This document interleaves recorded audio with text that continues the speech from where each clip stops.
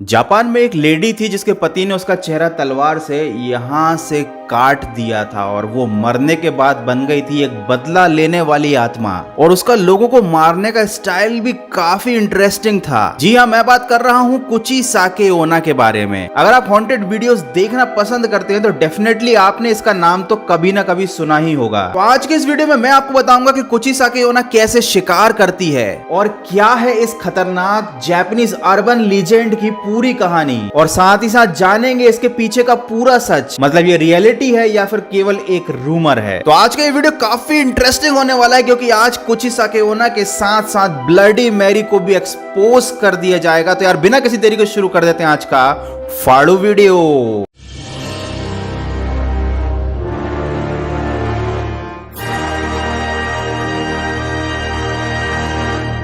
1970 के दशक की बात है। जापान में एक औरत की बड़ी दहशत थी जिसका नाम था कुची साके ओना। ये अपने चेहरे पर सर्जिकल मास्क लगाकर घूमती थी क्योंकि इसका चेहरा कटा हुआ था जैसे किसी ने तलवार से इसके मुंह के 2 टुकड़े कर दिए हों। ये औरत सुनसान इलाकों में बच्चों को अपना शिकार बनाती थी। ये अपने शिकार से क्वेश्चन करती थी कि क्या मैं खूबसूरत हूँ, और अगर जवाब मिलता था नहीं तुम खूबसूरत नहीं हो तो ये उसको कैंची की मदद से मार डालती थी। लेकिन अगर सामने वाला बंदा समझदार है और कह देता है कि हाँ आप खूबसूरत हो, तो फिर ये लेडी कुची साके ओना अपने चेहरे से मास्क हटाकर उसे अपना डरावना रूप दिखाती थी और फिर वही सवाल पूछती थी कि क्या मैं खूबसूरत हूँ। उसका खतरनाक रूप देखने के बाद कौन कहेगा कि वो खूबसूरत है, और जैसे ही कोई कहता था कि नहीं तुम खूबसूरत नहीं हो तो वो उसे मार डालती थी। लेकिन अगर उसका चेहरा देखने के बाद भी कोई झूठ बोल देता था कि हाँ तुम खूबसूरत हो, तो कुची साके ओना अपनी कैंची की मदद से उस सामने वाले बंदे का चेहरा भी वैसे ही काट देती थी, उसे भी अपनी तरह बदसूरत बना देती थी। और जब वो कैंची से किसी का चेहरा काटती थी तो इतना ब्लड बह जाता था कि उसकी भी मौत हो जाती थी। मतलब आगे कुआं और पीछे खाई। 1970 के समय जापान में इस औरत का इतना ज्यादा खौफ था कि लोगों ने अपने बच्चों को घर से बाहर निकालना पूरी तरीके से बंद कर दिया था। लेकिन कुछ जापानीज लोग काफी स्मार्ट थे। जब कुची साके ओना बोलती थी कि क्या मैं खूबसूरत हूँ तो वो बोलते थे कि हाँ आप खूबसूरत हो, और जब वो अपना मास्क हटाती थी तब वो जवाब ना हाँ में देते थे और ना ही ना करते थे। वो कुछ इस तरह से जवाब देते थे, सो या एवरेज। इससे कुची साके ओना कंफ्यूज हो जाती थी और सामने वाले इंसान को भागने का मौका मिल जाता था। अगर गलती से कुची साके ओना मेरे सामने आकर मुझसे ये सवाल पूछे कि क्या मैं खूबसूरत हूँ, तो मेरा जवाब होगा माँ मुझे कुछ दिखाई नहीं दे रहा, माँ ये दुनिया इतनी अंधेरी क्यों है माँ। या तो मेरी एक्टिंग से खुश होकर वो मुझे छोड़ देगी या मेरी ओवर एक्टिंग की वजह से वो मुझे वही मार डालेगी। अगर आपका सामना ऐसी किसी औरत से हो जाए तो भाई आपका क्या जवाब होगा, कमेंट करके मुझे जरूर बताना।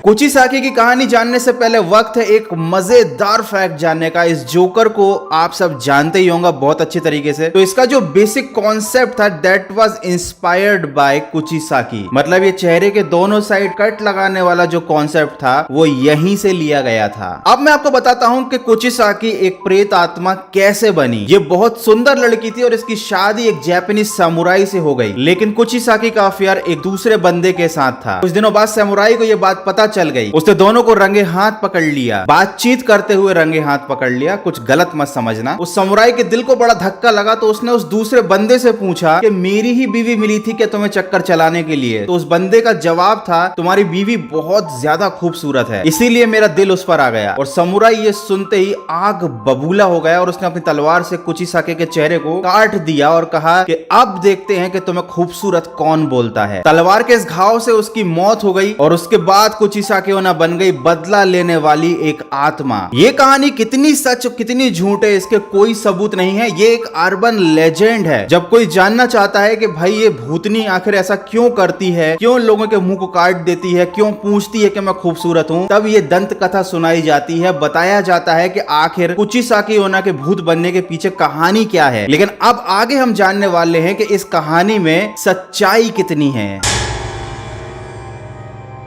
गिफू एक प्लेस है जापान में और कुची साके ओना की कहानी का जन्म इसी जगह पर हुआ था। ये दंत कथा यहीं के लोकल लोगों ने फैलाई थी और ये पूरे देश में बहुत ज्यादा फेमस हो गई थी 1800 के समय। और उसके करीब 170 साल बाद फिर से कुची साके ओना की दहशत जापान में फैल गई जब बच्चे गायब होने लगे। ये अफवाह इतनी ज्यादा क्यों फैली, क्योंकि इससे बच्चों का बहुत ज्यादा फायदा हो रहा था। और ये जो रूमर था कुची साके ओना का, ये जापानीज हाई स्कूल्स में बहुत ज्यादा फेमस हो गया था। था। बच्चों का फायदा ये था कि उनको स्कूल नहीं जाना पड़ रहा था, उनके पेरेंट्स उनकी केयर कर रहे थे और इसीलिए सबने अपने बच्चों को घर में बंद कर लिया था। इसके ऊपर मूवीज बनी, आर्टिकल्स लिखे गए और गीफू नाम की ये जो जगह थी जहां से ये अफवाह फैली थी, वहां का लोकल बिजनेस बहुत ज्यादा इंक्रीज हो गया और यही रीजन था कि इस अफवाह को बहुत ज्यादा बढ़ावा दिया गया।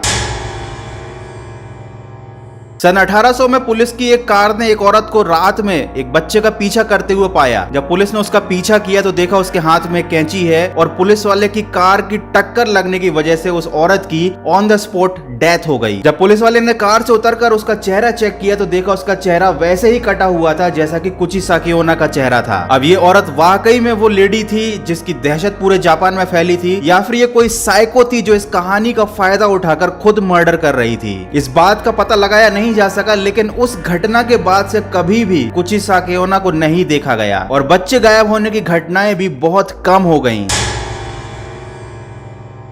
जापान में एक समय ऐसा आया था कि जब भी कोई बच्चा गायब हो जाता था तो उस समय उस घटना को कुचिसाकी से जोड़ दिया जाता था, लेकिन बाद में पता चला कि ये ह्यूमन ट्रैफिकिंग के केस थे। मतलब जो लोग मानव तस्करी करते थे वो लोग बच्चों को अगवा कर लेते थे, किडनैप कर लेते थे और फिर कोई इस चीज की ज्यादा इन्वेस्टिगेशन करता नहीं था क्योंकि लोगों को लगता था कि शायद वो बच्चे कुचिसाकीओना का शिकार हो गए हैं। तो आप यूट्यूब पर जितने भी वीडियोस देखते हैं जो बताते हैं कि ये बिल्कुल सच कहानी है, जापान में एक ऐसी औरत हुआ करती थी, उन लोगों ने शायद पूरी रिसर्च नहीं की थी।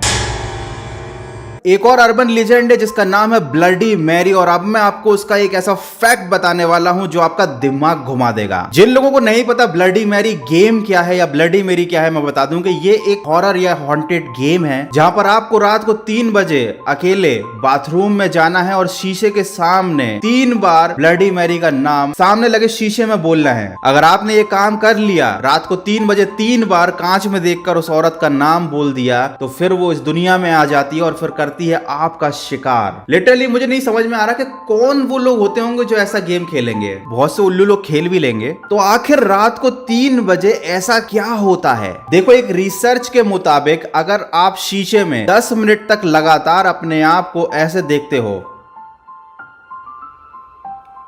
ही रहते हो तो 10 मिनट के बाद आपके दिमाग में हेलुसिनेशंस होने लगते हैं, आपको आभास होने लगते हैं। मतलब आपको अपना चेहरा डरावना सा दिखने लगता है, आपको तरह तरह की चीजें दिखने लगती हैं और वो रियलिटी नहीं होती, वो हमारे मन का वहम होता है। और रात को 3 बजे अगर आप यही काम करते हो तो हेलुसिनेशन बहुत ज्यादा होते हैं, क्योंकि रात को 3 बजे आपका दिमाग सोने के लिए प्रोग्राम्ड है, क्योंकि आपको रात में सोने की आदत है और आप रात के 3 बजे तक जाग रहे हो, आपका दिमाग थका हुआ है। और सोने पर सुहागा आपको एक ऐसी कहानी भी सुना दी गई है कि आप अगर रात में शीशे के सामने 3 बार उस चुड़ैल का, ब्लडी मैरी का नाम लोगे तो वो आपको दिखाई देगी। तो ये 10 मिनट वाला साइंटिफिक फैक्ट, रात को 3 बजे तक जगने वाली टायर्डनेस और साथ ही साथ आपके दिमाग में भरी गई वो कहानी, ये सब मिलकर एक ऐसा इफेक्ट क्रिएट कर देती हैं कि आपको ब्लडी मैरी शीशे में दिखाई देने लगती है। ये बिल्कुल वैसा ही है अगर आप रात के समय अंधेरे में किसी चीज को देख रहे हो, मतलब अंधेरे में कहीं देख रहे हो और आपका दोस्त कहे कि वहां कुछ है, गौर से उस जगह देखेंगे तो वहां भले कुछ भी ना हो, लेकिन आपको लगने लगेगा कि हाँ कुछ तो है वहां पर। और ये केवल आपके दिमाग का खेल है, वो दिमाग का खेल जो आपके साथ दिमाग खेल जाता है, दिमाग का खेल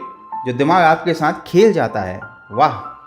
कुचिसाकीओना केवल एक रूमर है और ब्लडी मैरी आपके दिमाग का खेल है, लेकिन फिर भी मेरा सजेशन तो यही है कि भाई कोई भी रात को 3 बजे ये सब करके मत देखना। रात को 3 बजे तक जाग ही रहे हो तो पढ़ाई लिखाई करो, IAS वाईएएस बनो। बहुत से लोग कमेंट करते हैं कि भूतनी के पैर उल्टे क्यों होते हैं, चुड़ैल के पैर उल्टे क्यों होते हैं। तो देखो क्या है कि ये सब कहानियां हैं कि भूतनी के पैर उल्टे होते हैं और कहानियों में जब चीजें बताई जाती हैं तो वो सिंबलिज्म या एज ए सिंबल बताई जाती हैं। ये एक सिंबल है कि जो भी औरत चुड़ैल बन गई है वो मरने के बाद परलोक जाने की बजाय, मतलब स्वर्ग या नर्क जाने की बजाय वापस इस धरती पर आ गई है, and that is the reason कि उसके पैर उल्टे हैं। मतलब उसे जिस डायरेक्शन में जाना चाहिए था वहां ना जाकर वो वापस आ रही है या आ चुकी है। और अगर आप इस जवाब से सेटिस्फाई नहीं हो तो एक और लॉजिक है कि भाई अगर भूतनी के पैर भी सीधे रहेंगे तो इंसान में और भूतों में अंतर क्या रहेगा। मैंने तो आज तक कभी कोई ऐसा बंदा नहीं देखा जिसने अपनी आंखों से कोई चुड़ैल देखी हो और उल्टे पांव वाली कोई औरत देखी हो। अगर आपने देखी है तो मुझे कमेंट करके बता देना, झूठ मत बोलना। लेकिन तो हो सकता है जब आप ये वीडियो देख रहे हो तो हमारे चैनल पर 5 लाख सब्सक्राइबर्स पूरे हो चुके हों, क्योंकि जो लोग इस चैनल से शुरुआत से जुड़े हुए हैं उनको मालूम है कि ये चैनल मैंने एज अ बैकअप स्टार्ट किया था, तभी इसका नाम है गौरव कटारे एक्स्ट्रा। मेरा मेन चैनल गौरव कटारे वो भी एक टाइम पर हैक हुआ था, अब वो फाइनली वापस आ चुका है, काफी टाइम पहले ही वापस आ चुका है। क्लियर इसलिए कर रहा हूँ क्योंकि अभी भी बहुत से लोग कमेंट करते हैं कि भाई तुम्हारा चैनल वापस आया कि नहीं, तो मैंने सोचा एक बैकअप चैनल बना लिया जाए। लेकिन आप लोगों ने इतना प्यार दिया कि इस पर भी 5 लाख सब्सक्राइबर्स हो चुके हैं, और इसी 5 लाख की खुशी में हमने पहले ही डिस्ट्रीब्यूट कर दिया कुछ गरीब बच्चों को फूड देते टाइम मैंने फोटो नहीं खिंचाया या वीडियो नहीं बनाया, क्योंकि वो थोड़ा अच्छा नहीं लगता, ऑकवर्ड लगता है, मुझे भी थोड़ी सी शर्म आती है, मुझे भी थोड़ी सी शर्म आ रही थी, तो मैंने जस्ट फूड के वीडियोस बनाए, दैट्स इट यार। बस आज की वीडियो में इतना ही। अगर वीडियो अच्छा लगा तो लाइक कर देना, नए हो पहली बार आए हो तो सब्सक्राइब कर देना। मिलते हैं अगले फाड़ू वीडियो में।